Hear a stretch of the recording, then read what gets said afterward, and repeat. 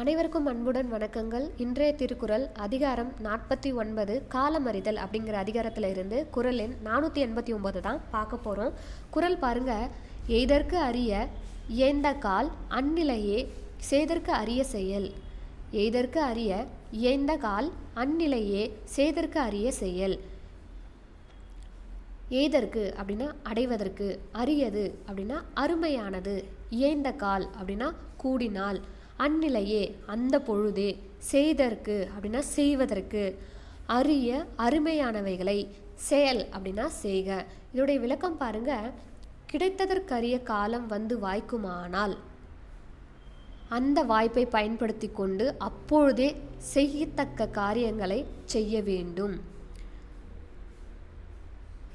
நமக்கு ஒரு பொற்காலம், இதுதான் நம்மளுக்கான சான்ஸ் அப்படின்னு நமக்கு ஒரு காலம் வந்ததுன்னா அந்த வாய்ப்பை தவற விடாமல் பயன்படுத்திக்கின்னு நம்ம செய்யக்கூடிய செயல்களை வேகமாக செய்துவிட வேண்டும். பெறுவதற்கு அரிய காலம் வந்தால் அப்பொழுதே தன்னார் செய்ததற்கு அரியவனவாகிய வினைகளை செய்து முடிக்க, இது காலம் வந்தால் அரிதென்று காணாமற் செய்ய வேண்டும் என்றது. இதோடைய விளக்கம் பாருங்க. அடைய முடியாத ஒன்றை அடைவதற்கு ஏற்ற சூழல் அமைந்தால் அதுவே நம்மால் செய்ய முடியாததை செயல்படுத்தும் காலம். அடைய முடியாத ஒன்றை அடைவதற்கு ஏற்ற சூழல் அமைந்தால் அதுவே நம்மால் செய்ய முடியாததை செயல்படுத்தும் காலம். கிடைத்ததற்கரிய காலம் வந்து வாய்க்குமானால் அந்த வாய்ப்பை பயன்படுத்தி கொண்டு அப்பொழுதே செய்தற்கரிய செயல்களை செய்ய வேண்டும்.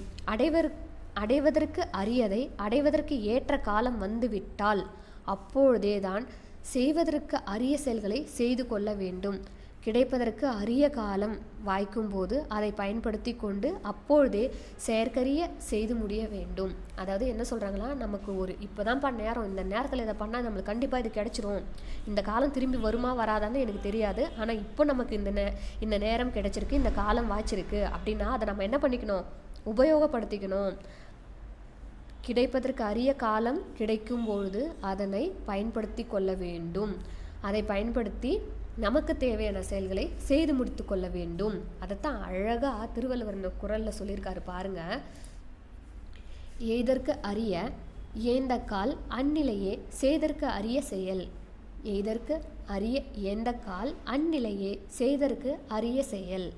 நன்றி. நாளை மீண்டும் வேறு ஒரு திருக்குறளுடன் சந்திப்போம்.